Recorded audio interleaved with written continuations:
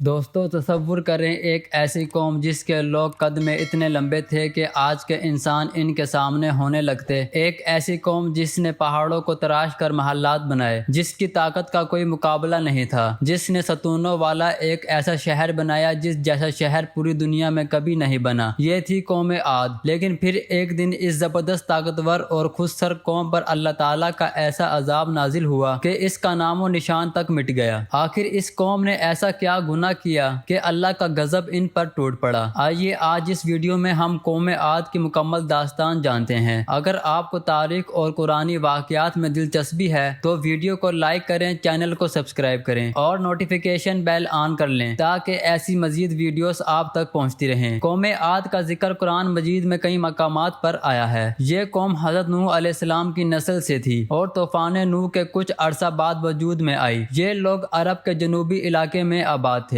جسے آج احقاف کہا جاتا ہے، جو موجودہ یمن اور عمان کے درمیانی صحرائی خطے میں واقع تھا۔ یہ قوم اپنے وقت کی سب سے طاقتور اور ترقی یافتہ قوم سمجھی جاتی تھی۔ قرآن مجید میں اللہ تعالیٰ خود اس قوم کی جسمانی طاقت کا ذکر کرتے ہوئے فرماتے ہیں کہ ان جیسی قوم پوری دنیا میں کبھی پیدا نہیں کی گئی۔ سورہ الفجر میں اللہ تعالیٰ ارشاد فرماتے ہیں کہ کیا آپ نے کبھی دیکھا کہ آپ کے رب نے عاد کے ساتھ کیا معاملہ کیا، جو ستونوں والے ارم کے مالک تھے، جن کی مثل کوئی قوم شہروں میں پیدا نہیں کی گئی۔ یہ آیت خود اس بات کی گواہ ہے کہ قوم عاد کتنی عظیم الشان اور بے مثال قوم تھی۔ مفسرین اور تاریخ دانوں کے مطابق قوم عاد کے لوگ قد میں بہت لمبے اور جسمانی طور پر انتہائی طاقتور تھے۔ روایات میں ملتا ہے کہ ان کا قد کئی گز پر مشتمل تھا اور ان کی جسمانی قوت اس قدر زیادہ تھی کہ وہ بڑے بڑے پتھروں کو آسانی سے اٹھا لیتے تھے۔ قرآن مجید میں سورہ اعراف میں حضرت ہود علیہ السلام اپنی قوم سے مخاطب ہو کر فرماتے ہیں کہ یاد کرو جب اللہ نے تمہیں قوم نوح کے بعد جانشین بنایا اور تمہیں جسمانی طور پر مزید طاقت عطا کی۔ اس آیت سے واضح ہوتا ہے کہ اللہ تعالیٰ نے خود اس قوم کو خاص جسمانی طاقت اور صلاحیتیں عطا کی تھی جو ان سے پہلے کسی قوم کو نہیں ملی تھی۔ قوم عاد صرف جسمانی طور پر ہی طاقتور نہیں تھی بلکہ فن تعمیر میں بہت آگے تھی۔ یہ لوگ اونچے اونچے ستونوں پر مشتمل عمارتیں اور محلات تعمیر کرتے تھے۔ ان کا سب سے مشہور اور تاریخی شہر ارم ذات العماد یعنی ستونوں والا ارم تھا، جس کا ذکر خود قرآن مجید میں موجود ہے۔ روایات کے مطابق یہ شہر اتنا شاندار تھا کہ اسے دیکھنے والے حیران رہ جاتے تھے۔ کہا جاتا ہے کہ ایک بادشاہ نے یہ شہر جنت کی مثل بنانے کی کوشش کی تھی۔ سونے، چاندی اور قیمتی پتھروں سے مزید محلات، باغات اور نہریں اس شہر کی زینت تھی۔ کچھ روایات میں اسے صحرائے ربیع الخالی میں دفن ایک گمشدہ شہر بھی قرار دیا جاتا ہے، جسے بعد میں محققین نے ریگستان کا اٹلانٹس کا نام دیا۔ قوم عاد پہاڑوں کو تراش کر بھی گھر اور عمارتیں بناتے تھے۔ سورۃ الشعراء میں اللہ تعالیٰ ارشاد فرماتے ہیں کہ تم پہاڑوں کو تراش کر گھر بناتے ہو، گویا تم ہمیشہ یہیں رہو گے۔ یہ بات ان کی تعمیراتی مہارات کے ساتھ ساتھ ان کی اس سوچ کو بھی ظاہر کرتی ہے کہ وہ اپنی طاقت اور شان و شوکت پر اس قدر مغرور ہو چکے تھے کہ گویا انہیں کبھی موت آئے گی ہی نہیں۔ قوم عاد کو اللہ تعالیٰ نے دنیاوی نعمتوں سے بھی خوب نوازا تھا۔ ان کے پاس وسیع باغات، چشمے، کھیت اور مویشیوں کے ریوڑ تھے۔ سورہ شعراء میں اللہ تعالیٰ نے ان کی نعمتوں کا ذکر کرتے ہوئے فرمایا کہ کیا تمہیں باغات، چشموں، کھیتوں اور کھجوروں کے درختوں میں چھوڑ دیا جائے گا جن کے گوشے نرم و نازک ہیں۔ یہ تمام نعمتیں اس بات کی دلیل ہیں کہ قوم عاد کو دنیا کی ہر آسائش میسر تھی، لیکن بدقسمتی سے یہی دولت، طاقت اور خوشحالی ان کے لیے غرور اور تکبر کا باعث بن گئی۔ جب قوم عاد اپنی طاقت اور دولت کے نشے میں بت پرستی اور سرکشی میں مبتلا ہو گئی تو اللہ تعالیٰ نے ان ہی میں سے ایک عظیم پیغمبر حضرت ہود علیہ السلام کو ان کی ہدایت کے لیے بھیجا۔ حضرت ہود علیہ السلام نے اپنی قوم کو ایک اللہ کی عبادت کی دعوت دی اور انہیں بت پرستی، ظلم اور تکبر سے باز رہنے کی تلقین کی۔ حضرت ہود علیہ السلام نے اپنی قوم سے فرمایا کہ اے میری قوم، صرف اللہ کی عبادت کرو، اس کے سوا تمہارا کوئی معبود نہیں۔ کیا تم ڈرتے نہیں؟ انہوں نے قوم کو یاد دلایا کہ اللہ نے انہیں کتنی نعمتیں عطا کی ہیں اور انہیں چاہے کہ وہ اللہ کا شکر ادا کرے، نہ کہ اس کی نافرمانی کرے۔ لیکن قوم عاد کے سرداروں اور بڑوں نے حضرت ہود علیہ السلام کی بات ماننے سے صاف انکار کر دیا۔ انہوں نے کہا کہ تم بیوقوف ہو اور ہم تمہیں جھوٹا سمجھتے ہیں۔ انہوں نے یہاں تک کہہ دیا کہ تم نے ہمارے معبودوں کو چھوڑنے کی بات کی ہے، ہمیں لاؤ اگر تم سچے ہو وہ عذاب جس کی تم دھمکی دیتے ہو۔ قوم عاد کا سب سے بڑا گناہ ان کا تکبر اور غرور تھا۔ وہ اپنی جسمانی طاقت اور تعمیراتی کمالات پر اس قدر مغرور ہو چکے تھے کہ انہوں نے کہا کہ ہم سے زیادہ طاقتور کون ہے۔ اللہ تعالیٰ نے قرآن مجید میں ان کے اسی تکبر کا ذکر کرتے ہوئے فرمایا کہ جو قوم عاد تھی انہوں نے زمین میں ناحق تکبر کیا اور کہا کہ ہم سے زیادہ طاقتور کون ہے۔ اللہ تعالیٰ فرماتے ہیں کہ کیا انہوں نے یہ نہیں دیکھا کہ جس اللہ نے انہیں پیدا کیا وہ ان سے زیادہ طاقتور ہے، لیکن یہ لوگ اللہ کی نشانیوں کا انکار کرتے رہے۔ قوم عاد نے نہ صرف حضرت ہود علیہ السلام کا مذاق اڑایا بلکہ ان پر بیوقوف اور دیوانہ ہونے کی تہمت بھی لگائی۔ انہوں نے اپنے آباء و اجداد کے بت پرستی کے دین پر اصرار جاری رکھا اور ہر قسم کی نصیحت کو رد کر دیا۔ جب قوم عاد نے حضرت ہود علیہ السلام کی بات ماننے سے مکمل انکار کر دیا اور عذاب کا مطالبہ کرنے لگے تو اللہ تعالیٰ نے پہلے انہیں خشک سالی میں مبتلا کیا، بارش رک گئی اور قحط پڑ گیا، لیکن اس کے باوجود قوم نے سبق نہیں سیکھا اور اپنی سرکشی جاری رکھی۔ آخرکار اللہ تعالیٰ کا وہ عذاب آیا جس کا انہیں ڈرایا گیا تھا۔ قرآن مجید میں اس عذاب کی تفصیل سورۃ الحاقہ، سورۃ الاحقاف اور سورۃ الفصلت میں بیان ہوئی ہے۔ اللہ تعالیٰ نے ایک نہایت سرد اور تیز آندھی بھیجی جو 7 راتیں اور 8 دن مسلسل چلتی رہی۔ اللہ تعالیٰ ارشاد فرماتے ہیں کہ عاد کو ایک زوردار اور نہایت سرد آندھی سے ہلاک کیا گیا جسے اللہ نے 7 راتوں اور 8 دنوں تک ان پر مسلط رکھا، اس حالت میں کہ تم دیکھتے کہ